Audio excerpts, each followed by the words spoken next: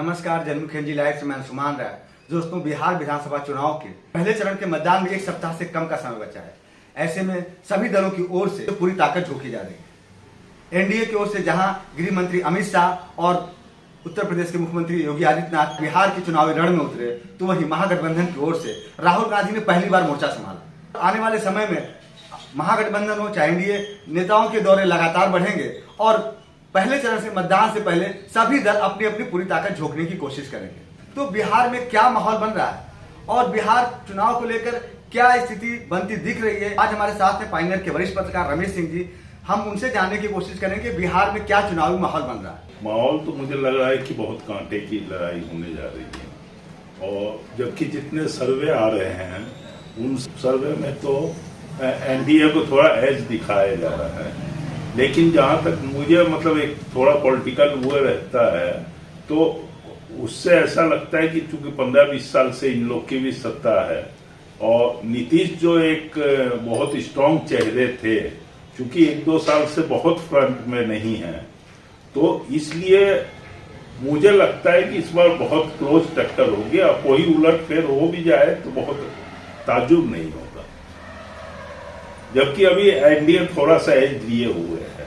अगर शहरी में और दिल्ली की मीडिया अगर आप देखिए तो वो चूंकि उनके अधिकतर शो शहर तक सीमित रहते हैं, बड़े बड़े शहरों में, तो उनको एक्चुअली पता नहीं चलता है कि क्या चीजें हैं।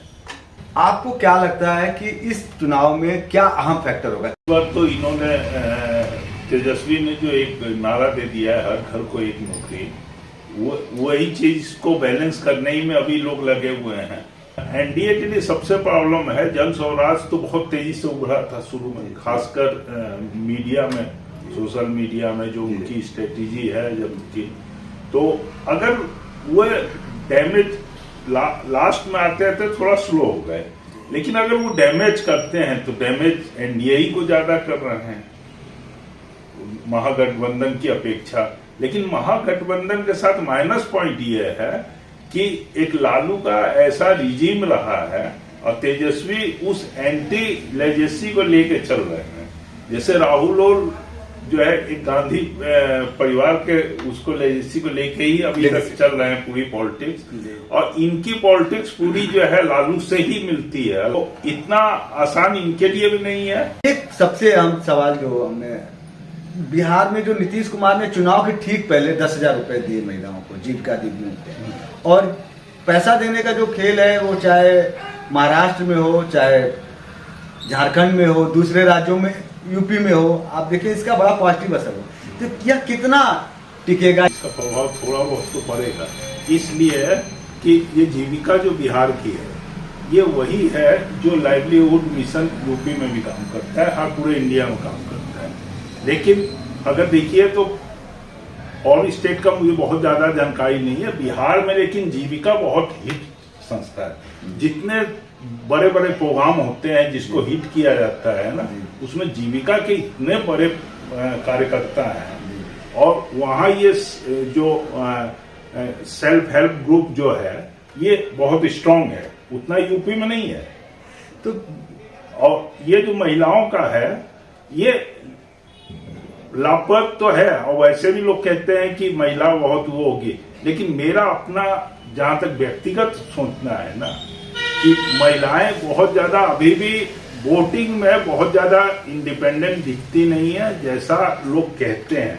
जहां उनका फैमिली पूरा जा रहा है वहीं वो भी जाती हैं। ऐसा बहुत थोड़ा ही तबका है जो इंडिपेंडेंटली, महिलाएं अगर ऐसा करने लगे तब तो देश की पिक्चर ही बदल जाए, लेकिन एक्चुअली वैसा है नहीं। फैमिली के साथ ही महिलाएं ज्यादा जाती हैं। अगर उनका फैमिली मोदी का सपोर्ट कर रहा है, एनडीए का, तो वो वहां जा रहे हैं। उनकी फैमिली अगर तेजस्वी की तरफ जा रही है या राहुल की तरफ जा रही है तो उन्हीं को जाएगा।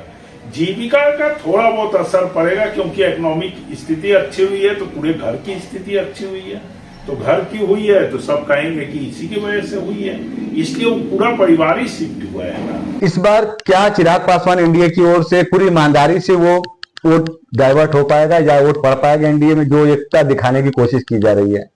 नहीं, चिराग तो है, चिराग को लेके तो मुझे लगता है कि एनडीए खुद ही एक गेम खेल रहा है जी, मुझे जहां तक लगता है, बाकी हो सकता है कि वो, क्योंकि चिराग को भी ये आशा है कि शायद मेरे लिए कुछ हो जाए, जबकि अगर आप कोई भी सर्वे देख लें, XYZ कोई भी, उसमें Chirag as a chief minister candidate बहुत पीछे है जी। और अगर as a chief minister candidate जो है, अगर आप देखिए तो अभी टॉप पे तेजस्वी अधिकतर सर्वे में है, जो कि सर्वे हरा भी रहे हैं महागठबंधन को, उसमें भी ये आगे हैं। और उसका एक कारण है कि नीतीश जो है पिछले 1-2 साल में, चाहे अपने जो भी स्वास्थ्य कारण हो, जिसकी वजह से थोड़ा लाइमलाइट में, या थोड़ा सा उनके बारे में जो प्रचार हुआ उसकी वजह से एज फैक्टर है और सब चीजें हैं जिसकी। और चिराग का जहां तक वोट है, तो बिहार में हर रीजन में थोड़ा दलित वोट जो है ना, थोड़ा बिखरा हुआ है। यहाँ यूपी की तरह नहीं है कि जैसे बसपा के पास पूरा दलित वोट था, बिहार में वैसे नहीं है, कई लोग हैं उसमें माझी और जी ये सब भी किसी ना किसी सेक्शन ही में हैं उसी के। तो चिराग भी वैसे ही हैं, एक सेक्शन है जो उत्तर, ये जो बिहार है वहां पे ये काफी स्ट्रांग थे, लेकिन फिर भी ठीक है, एक अच्छे नेता हैं, उभरते हुए यंग नेता हैं। वो अगर लाइमलाइट में ज्यादा आ जाए तो अच्छा ही है, कुछ विकास के लिए और थोड़ा अच्छा एक्टिव करेंगे। जबकि बीजेपी के जो बहुत चेहरे हैं वो वैसे डायनेमिक चेहरे नहीं है। जो बीजेपी के नेता हैं वो डायनेमिक नहीं वो चेहरे दिखते हैं, जैसे वो मुख्यमंत्री जो भी रहे या और जो हैं, और जो थोड़े बहुत डायनेमिक है वो साइड लाइन या तो रहते हैं या काट दिए जाते हैं। हाँ, काट दिए जाते हैं। राहुल गांधी के प्रचार को लेकर तमाम तरह की बातें की जा रही थी, उन्होंने विलंब कर दिया, देर से आए। आपको क्या लगता है उनकी देरी के पीछे क्या कारण है, और ये उनका प्रचार अभियान देर से शुरू हुआ या ये सही टाइमिंग है पिक करने की? राहुल का तो ठीक है, राहुल को तो अभी पूरी अपनी जमीन वैसे भी खोजनी है। यूपी जैसे खराब हो चुकी है जमीन, वैसे बिहार भी खराबी है उनके लिए, बहुत अच्छी अभी जमीन खोजने हैं। कंपैरेटिवली यूपी से थोड़ा ठीक है बिहार में। नहीं, उनको ये उम्मीद थी, कह रहे थे क्या, उनकी जो वोट अधिकार यात्रा थी तो उसके जो मोमेंटम बना था, उसके बाद उन्होंने एक लंबा गैप लिया, तो उसके बाद अब आज से उन्होंने प्रचार अभियान से, तो ये उनका लेट है या यही सही टाइमिंग है प्रचार को क्लिक करने? वो तो सही टाइम है, कोई उसमें दिक्कत नहीं है। लेट भी हो गया, अगर ये पहले भी आ जाते तो बहुत ज्यादा, राहुल को जितनी पॉपुलरिटी है उसी अनुसार लोग पसंद करते हैं ना, उससे बहुत ज्यादा नहीं है कि आप बैठे रहें हमेशा ही चलते रहें। अब जैसे यही जो अपनी प्रशांत किशोर अपना पूरा निकाले पद यात्रा या जो भी की है, तो ये भी क्लिक कुछ दिन किया, कुछ दिन बाद वो हो गया, जबकि अभी है फ्रंट पे, फिर भी अब वो चीज नहीं दिख रहा है जो कि अभी 15-20 दिन 1 महीना पहले दिख रहा था। तो क्या लगता है प्रशांत किशोर कुछ सीटें निकाल पाएंगे या वो किसी न किसी का सिर्फ नुकसान करेंगे? मुझे नहीं लग रहा है कि बहुत ज्यादा सीट निकाल पाएंगे। कुछ जो अच्छे कैंडिडेट हैं जिनका अपना पर्सनालिटी अच्छा है, चूंकि अच्छे जगह लिए हैं, कहीं पे लोग दूसरों को पसंद नहीं करते हैं, तो कुछ निकाल सकते हैं 1-2 सीट, लेकिन बहुत ज्यादा नहीं निकालेंगे। लेकिन लेकिन वोट परसेंटेज में क्या होता है ना, कि जितने आपको सर्वे आए हैं, सर्वे में अधिकतर आपको दिख रहा है कि 41-42% एनडीए को जा रहा है और 39-40 महागठबंधन को। तो ये 1-2% का, जो 2% का ही अंतर है, ये अगर प्रशांत 3-4% भी अगर वोट निकालते हैं कहीं, तो समीकरण गड़बड़ हो सकता है, खासतौर से एनडीए के लिए। खास इस बार लालू यादव को इतना पीछे रखा गया, उसकी क्या वजह आप मान रहे हैं? देखिए, कल का जो उनका तेजस्वी का घोषणा पत्र आया, प्रण आया, उसमें भी लालू यादव की फोटो बहुत छोटी सी है। आमतौर पे जहां तक मुझे याद पड़ रहा है, 2020 के चुनाव में लालू यादव को इतना पीछे नहीं किया गया था, तब भी वो फ्रंट पर थे, मतलब बैनर सब जगह। वही है कि उनके ऊपर टैग इतना स्ट्रांग हो गया और साथ में सजा भी पा गए, सब कुछ हो गया, तो उनका जो जंगल राज वाला टैग था वो इतना ज्यादा प्रचारित भी हो गया, इतना ज्यादा रहा भी, लोग उस समय याद भी करने लगे। उस समय खराब स्थिति भी थी, बहुत सी बड़े जर्नलिस्ट भी उस पर किताबें भी लिखे और सब भी चीजें हुई हैं।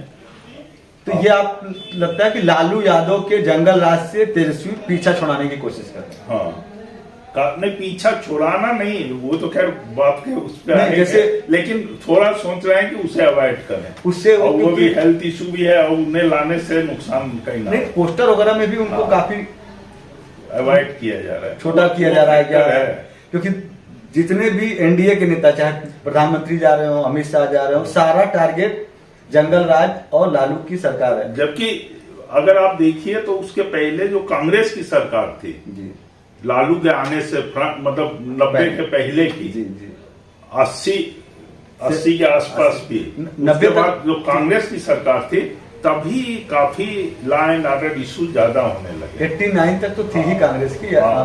लगभग सरकार थी। और वो कांग्रेस के समय ही ये जो बड़े बड़े दंगे हुए, ये सब भागलपुर दंगे, उन्हीं के समय वो भी एक आधार बना इनके राज का।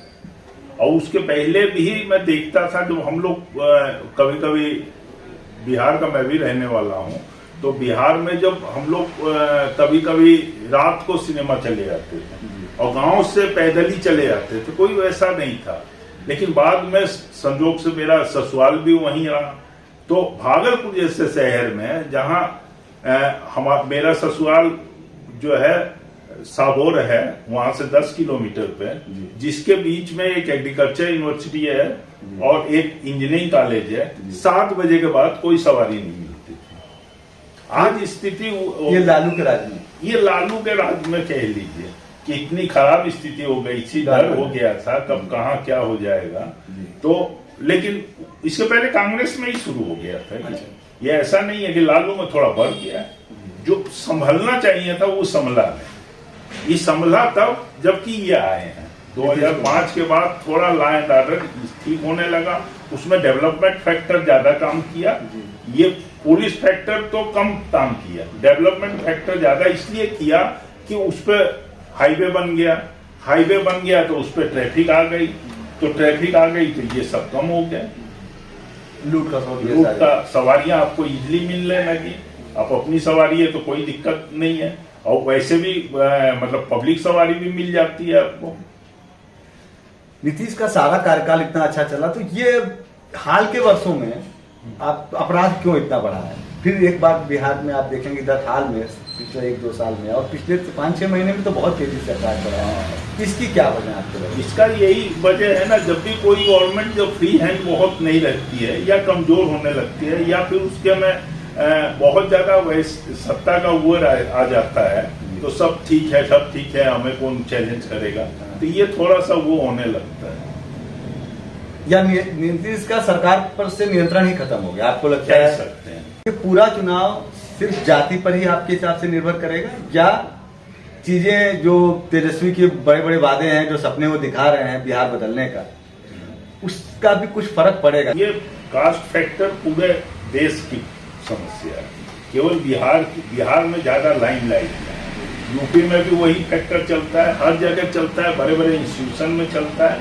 इसके अलावा भी दूसरे फैक्टर भी काम करते हैं, और जो डेवलपमेंट जो हो रहा है 91 के बाद से, खाली मोदी को मैं नहीं कह रहा हूँ, 91 के बाद से जो सिनारियो देश में बदला है, गांव भी अब काफी अर्बन होते जा रहे हैं। कास्ट फैक्टर इस बार डाउन रहेगा क्या बिहार में? डाउन तो बहुत नहीं रहेगा, अंदर तो पॉपुलेशन काफी है, लेकिन कास्ट फैक्टर रहेगा और डेवलपमेंट इशू भी रहेगा।